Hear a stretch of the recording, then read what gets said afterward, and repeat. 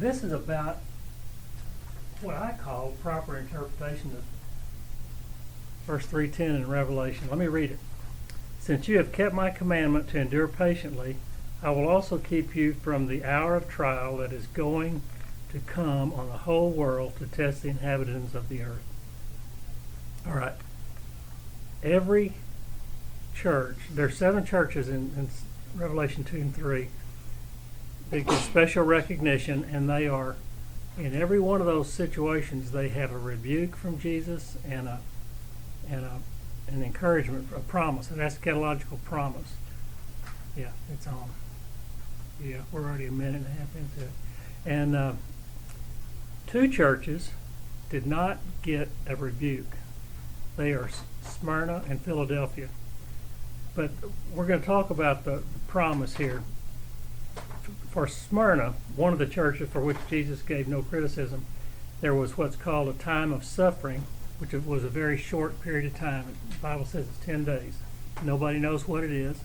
It's 10 days long, so whatever that is.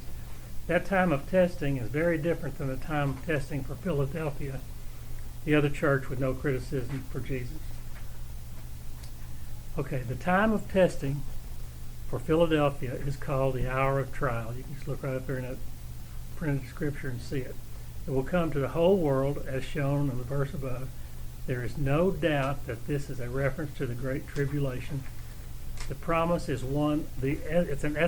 Every church had an eschatological promise, a promise for the future. It applies to their church and to all churches. Okay, this promise is one of being kept from the hour of trial. The question is, what does kept from mean? The short definition, Strong's Exhaustive Concordance, from or out of it is translated from their word number 1537, which is, the Greek is ek or ex. That is our root word for what? Just look at it and guess. Exit. Okay, we're talking about tribulation, and that's a good thing to be. Rapture. We're talking about, it's a good thing for word ex, exit. The short definition means from out from among, or from. Strong states this as the most understated. Now listen to this. This is the most undertranslated Greek preposition of all prepositions.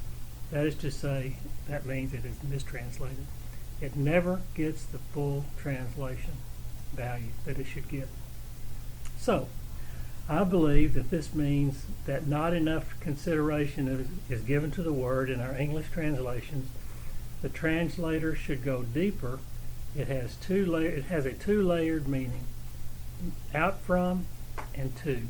So when you see that word in Greek, it means it's coming not just out from something, which is what we see in that translation up there, but it's out from and going to something. It's kind of a 2-step process. And the emphasis is on, let's see, have I said that? Yeah, I haven't said it yet. Strong further states that the word is outcome oriented. So it's the second part of that word that matters. You're coming out from and going to something, and that's the most important part. It's outcome oriented, meaning the word is not just from something, but the emphasis should be on the to something else. Do you see that? You say we're going out of something. Say we're going out of this room. He's saying that the important part of that out of is not that you're coming out of it, it's what you're going to, is what the emphasis of that word is. And it's never in the translation. You look up there, you just don't see it. It says you're coming out of something, but it never says anything about going to somewhere. There's no mention of to in 3:10, just from. We are not just protected or kept from the hour of trial, but we are taken out from among those who are going through it to somewhere else. We could be protected in this room, okay, from somebody breaking in the church. We could be protected here because we're going to be, somebody shut the door and just protect us, just stand outside the room. But this word says it's going to take you out of the room.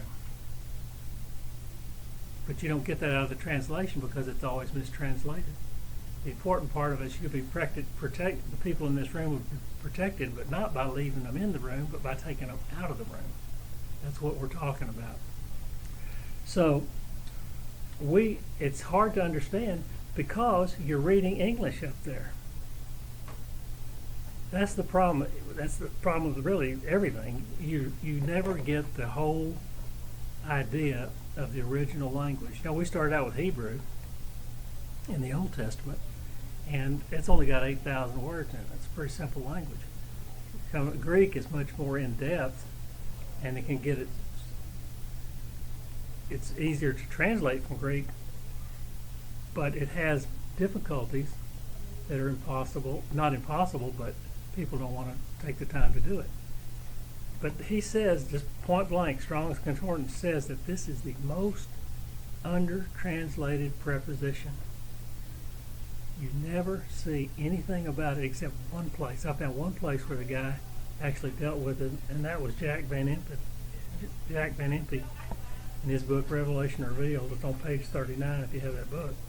And he says God promises to keep them out of it, not preserve them through it.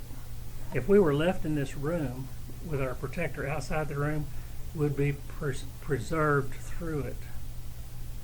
He's saying you're not preserved through it, you're delivered from it. You're just taken out of it. What is out of trial? That's the Great Tribulation. It's the Great Tribulation. He says up there, it's the trial that is going to come on the whole world and test the inhabitants of the earth. It's worldwide in scope. I don't think there's very many people consider that to be something other than the Great Tribulation. So I just wanted to mention that because particularly since that word is so under-translated, or if it's under-translated, it means it's mistranslated to my way of thinking. You don't get the full picture when you read it. So the emphasis is on not being protected through it, it's being delivered from it. So I don't want to spend any more time on that, but it was just something we'd covered before, and I thought I would do it one more time. Okay, so let's